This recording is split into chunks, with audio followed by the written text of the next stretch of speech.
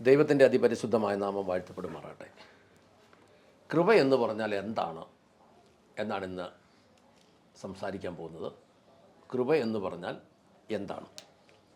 ഒത്തിരി തെറ്റിദ്ധരിക്കപ്പെട്ടതും ഒത്തിരി ദുർവാഖ്യാനങ്ങളുള്ളതും ഒത്തിരി ദുരുപദേശങ്ങളുള്ളതുമായ ഒരു വിഷയമായതുകൊണ്ട് വചനം എന്തു പറയുന്നു എന്നത് മാത്രം നമുക്ക് നോക്കാം. യോഹന്നാൻ സുവിശേഷം 1-ാം അധ്യായത്തിൻ്റെ 14-ാമത്തെ വാക്യം. വചനം ജഡമായി തീർന്നു, കൃപയും സത്യവും നിറഞ്ഞവനായി നമ്മുടെ ഇടയിൽ പാർത്തു. ഞങ്ങൾ അവന്റെ തേജസ് പിതാവിൽ നിന്ന് ഏകജാതനായവന്റെ തേജസ്സായി കണ്ടു. വചനം ശരീരമായി തീർന്ന് നമ്മുടെ ഇടയിൽ പാർത്തു. ഞങ്ങൾ അവിടുത്തെ തേജസ് പിതാവിൻ്റെ അടുക്കൽ നിന്ന് കൃപയും സത്യവും നിറഞ്ഞവനായി വന്ന ഏകജാതൻ്റെ തേജസ് തന്നെ കണ്ടിരിക്കുന്നു. അതായത് വചനം ശരീരമായി തീർന്ന് നമ്മുടെ ഇടയിൽ പാർത്തത് ആരാണെന്ന് ചോദിച്ചാൽ യേശുവാണ്. ഞങ്ങൾ അവൻ്റെ പ്രകാശം, തേജസ്, മഹത്വം, പിതാവിൻ്റെ അടുക്കൽ നിന്ന് കൃപയും സത്യവും നിറഞ്ഞവനായി വന്നു. കൃപയും സത്യവും നിറഞ്ഞവനായി വന്നു. അപ്പോൾ ഒരു കാര്യം മനസ്സിലാക്കണം, ഈ കൃപ എന്ന് പറഞ്ഞത് നിറഞ്ഞു വസിക്കുന്നത് യേശുവിലാണ്. യേശുവിൽ നിറഞ്ഞിരിക്കുന്ന എന്തോ ഒരു സാധനമാണ് കൃപ. കൃപ ദൈവജനത്തിനുള്ള ഒരവകാശമാണ്, അല്ലെങ്കിൽ ദൈവമക്കൾക്കുള്ള ഒരവകാശമാണ്. വീണ്ടും പറയുവാണെങ്കിൽ വീണ്ടും ജനനം പ്രാപിക്കുന്ന വ്യക്തിയുടെ അവകാശമാണ് കൃപ. വീണ്ടും ജനനം പ്രാപിക്കുന്ന വ്യക്തിയുടെ അവകാശമാണ് കൃപ. ഒരു വാക്യം കൂടെ വായിക്കാം. ലൂക്കാ സുവിശേഷം 2-ാം അധ്യായത്തിൻ്റെ 40-ാമത്തെ വാക്യം. പൈതൽ വളർന്ന് ജ്ഞാനം നിറഞ്ഞ് ആത്മാവിൽ ബലപ്പെട്ടു പോന്നു, ദൈവകൃപയും അവന്മേൽ ഉണ്ടായിരുന്നു. പൈതൽ വളർന്നു, യേശുവിനെ കുറിച്ചാണ് പറയുന്നത്. ജ്ഞാനത്താൽ നിറഞ്ഞു, ദൈവകൃപയും അവൻ്റെ മേൽ, ആ ശിശുവിൻ്റെ മേലുണ്ടായിരുന്നു. ദൈവകൃപയും അവൻ്റെ മേലുണ്ടായിരുന്നു. ഈ അർഹിക്കാത്ത ദയ എന്ന പേരിൽ നമ്മൾ അറിയപ്പെടുന്ന, നമ്മൾ പറയപ്പെടുന്ന ആ ഒരു ആംഗിളിലല്ല ഇത് പോകുന്നത്. മലയാളി പറയപ്പെടുന്ന ആ ആംഗിളിലല്ല ഇത് പോകുന്നത്. ഇവിടെ പറയുന്നു പൈതൽ വളർന്ന് ശക്തിപ്പെട്ടു. ആരാ ശക്തിപ്പെട്ടത്? യേശു വളർന്ന് ശക്തിപ്പെട്ടു, ജ്ഞാനത്താൽ നിറഞ്ഞു. ആ ബൈബിൾ തന്നെ എഴുതിയേക്കുന്നത് ജ്ഞാനം നിറഞ്ഞു. അടുത്തത് ആത്മാവിൽ ബലപ്പെട്ടു പോന്നു, ദൈവകൃപയും അവന്മേൽ ഉണ്ടായിരുന്നു. കണ്ടോ, ജ്ഞാനവും ആത്മാവും കൂട്ടത്തിലുള്ള ഒരു സംവിധാനമാണ് കൃപ. അത് യേശുവിൻ്റെ മേൽ ഉണ്ടായിരുന്നു. ആ ശിശുവിൻ്റെ മേൽ ദൈവകൃപയും ഉണ്ടായിരുന്നു.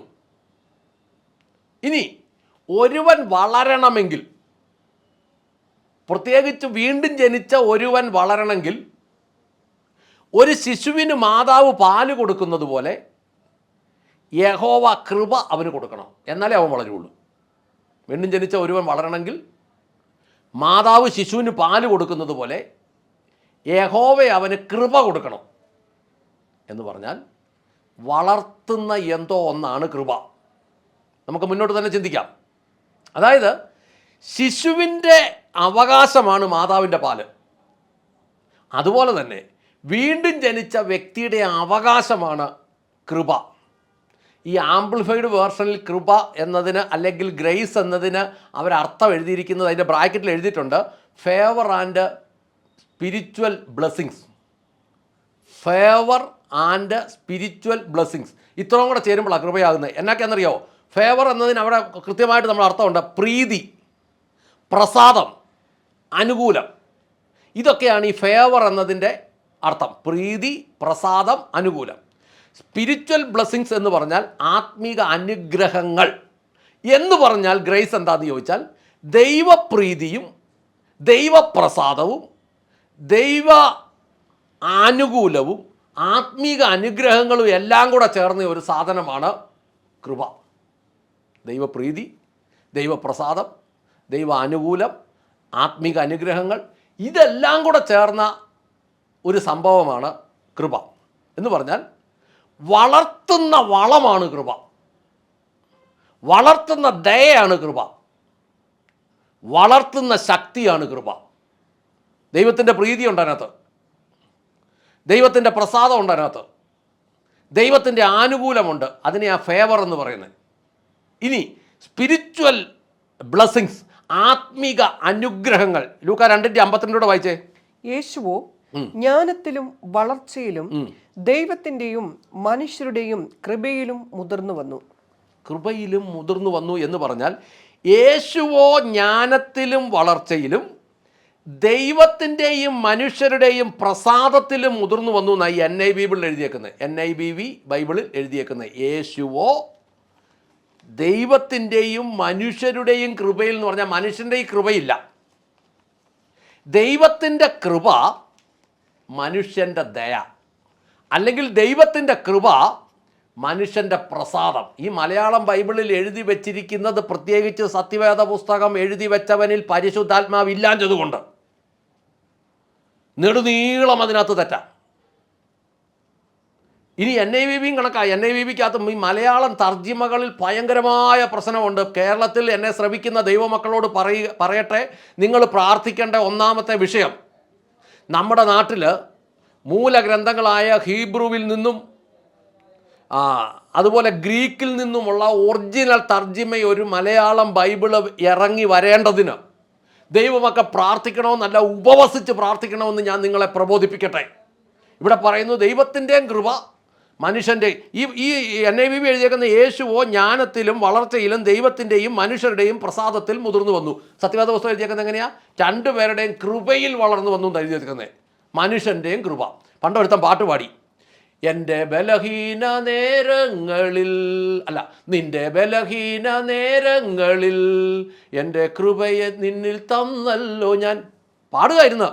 ദൈവത്തിൻ്റെ ബലഹീന നേരങ്ങളിൽ പാടുന്നവൻ്റെ കൃപ അങ്ങോട്ട് കൊടുത്തെന്ന്. ഇതൊക്കെ അറിവില്ലായ്മ ഇതുപോലെയുള്ളവന്മാരെ ഇത് എഴുതി വെക്കുന്നത്. ഇനി കൊളോസ് ലേഖനം വായിച്ചേ. കൊളോസ് ലേഖനം 2:3 വായിച്ചേ. അവനിൽ ജ്ഞാനത്തിന്റെയും പരിജ്ഞാനത്തിന്റെയും നിക്ഷേപങ്ങളൊക്കെയും ഗുപ്തമായിട്ട് ഇരിക്കുന്നു.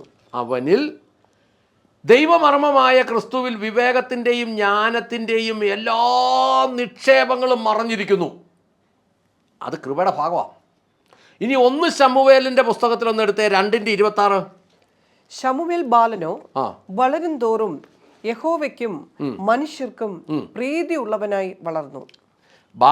ബാലനായ ശമൂവേൽ വളരും തോറും യഹോവയുടെയും മനുഷ്യരുടെയും പ്രീതിക്ക് പാത്രമായി തീർന്നു. അവിടെ എഴുതിയേക്കുന്ന കൃപയ്ക്ക് പാത്രമായി തീർന്നു. മനുഷ്യർക്കും പ്രീതിയുള്ളവനായി തീർന്നു. അതിൽ ഇതാണ് ഇതിൻ്റെ അർജിമ. സ്തോത്രം. അപ്പോൾ പാത്രമായി. ഇനി സദൃശ്യവാക്യം 3:4 വായിച്ചേ. സദൃശ്യവാക്യം 3:4. അങ്ങനെ നീ ദൈവത്തിനും മനുഷ്യർക്കും ബോധ്യമായ ലാവണ്യവും സൽബുദ്ധിയും പ്രാപിക്കും. അങ്ങനെ അതിനകത്ത് എഴുതി വെച്ചിരിക്കുന്നത്. NIV എഴുതിയേക്കുന്നത് അങ്ങനെ നീ ദൈവദൃഷ്ടിയിലും മനുഷ്യദൃഷ്ടിയിലും കൃപയും സൽപ്പേരും നേടുമെന്നാണ്. മനുഷ്യദൃഷ്ടിയിലും സത്യത്തിൽ ഇത്രേ ഉള്ളൂ, മനുഷ്യൻ്റെ ദയയും ദൈവത്തിൻ്റെ കൃപയും നേടുമെന്നുള്ളതാണ് സത്യമായ ഒരു കാര്യം. സ്തോത്രം. അടുത്തത് ദൈവദൃഷ്ടിയിൽ കൃപ, മനുഷ്യദൃഷ്ടിയിൽ സൽപ്പേര്. ഇനി റോമാലേഖനം 14:18 വായിച്ചേ.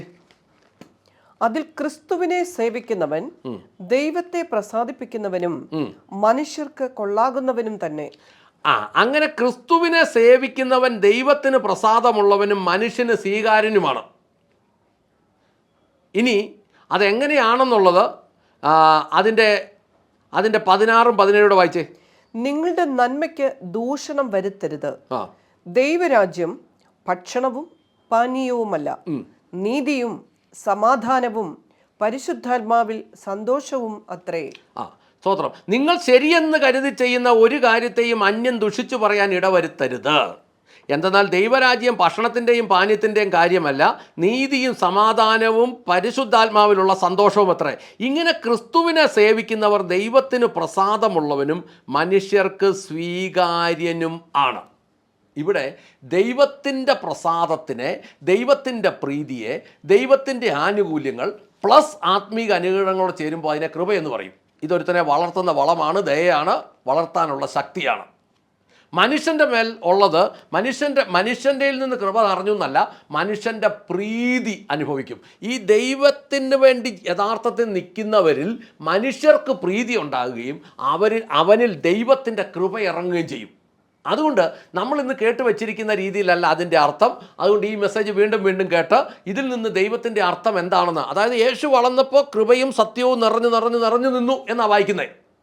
അപ്പോൾ പ്രാർത്ഥിക്കാം. സ്വർഗസ്ഥനായ ഞങ്ങളുടെ നല്ല പിതാവേ, ഞങ്ങളുടെ കർത്താവായ യേശു ക്രിസ്തുവേ, പരിശുദ്ധാത്മാവായ ഞങ്ങളുടെ നല്ല ദൈവമേ, നല്ല ദിവസത്തിനായി നന്ദി പറഞ്ഞ് പ്രാർത്ഥിക്കുന്നു. കൃപയെക്കുറിച്ച് ഞങ്ങൾക്ക് ലഭിച്ച കൃത്യമായ വെളിപ്പാടിനായി സ്തോത്രം. ദൈവത്തിൻ്റെ വചനം എന്തു പറയുന്നോ അതിൽ ആശ്രയിച്ച് നിൽക്കുവാൻ ദൈവം ഞങ്ങളെ സഹായിക്കണമേ. ദൈവത്തിൻ്റെ പ്രീതിയും പ്രസാദവും ആനുകൂല്യങ്ങളും ആത്മീക അനുഗ്രഹങ്ങളും ഞങ്ങളിൽ വർദ്ധിച്ചു വരുവാൻ, അഥവാ കൃപ വർദ്ധിച്ചു വരുവാൻ ദൈവം ഞങ്ങളെ സഹായിക്കണമേ എന്ന് പ്രാർത്ഥിക്കുന്നു. കർത്താവേ, ശിശു വളർന്നു വന്നപ്പോൾ അവൻ്റെ മേൽ പൈതൽ വളർന്ന് ശക്തിപ്പെട്ടു, ജ്ഞാനത്താൽ നിറഞ്ഞു. ദൈവകൃപയും ആ ശിശുവിൻ്റെ മേൽ ഉണ്ടായിരുന്നു എന്ന് ഞങ്ങൾ വായിക്കുന്നു. യേശുവോ ജ്ഞാനത്തിലും വളർച്ചയിലും ദൈവത്തിൻ്റെയും മനുഷ്യരുടെയും കൃപയിലെന്ന് ഞങ്ങൾ വായിക്കുന്നെങ്കിൽ, ദൈവത്തിൻ്റെ കൃപയിലും മനുഷ്യൻ്റെ പ്രീതിയിലും വളർന്നു വന്നു എന്ന് ഞങ്ങൾ മനസ്സിലാക്കുന്നെങ്കിൽ, കർത്താവെ, ഓരോ വിശ്വാസികളായി ഞങ്ങളും അനുദിനം വളർന്ന് ദൈവത്തിൻ്റെ കൃപയിലും മനുഷ്യരുടെ പ്രീതിയിലും ശക്തിപ്പെടുവാൻ ദൈവം ഞങ്ങളെ ബലപ്പെടുത്തി അനുഗ്രഹിക്കണമേ എന്ന് പ്രാർത്ഥിക്കുന്നു. കേൾവിക്കാരുടെ ഉള്ളങ്ങളെ തുറന്നു കൊടുക്കണമേ. അവരിൽ അത് ശക്തമായി വളരുവാൻ, ദൈവകൃപ വളരുവാൻ ഇടയാക്കണമേ. ദൈവത്തിൻ്റെ പ്രീതിയും പ്രസാദവും ആനുകൂല്യങ്ങളും ആത്മീക അനുഗ്രഹങ്ങളിലും പ്രിയപ്പെട്ടവരിൽ ഓരോരുത്തരും വളരുവാൻ ദൈവം സഹായിക്കണം, കൃപയാ നടത്തണം. അങ്ങ് പ്രാർത്ഥന കേട്ട് അനുഗ്രഹിച്ച കൃപയ്ക്ക് നന്ദി. യേശു ക്രിസ്തുവിൻ്റെ ധന്യമുള്ള നാമത്തിൽ തന്നെ. ആമേൻ, ആമേൻ, ആമേൻ.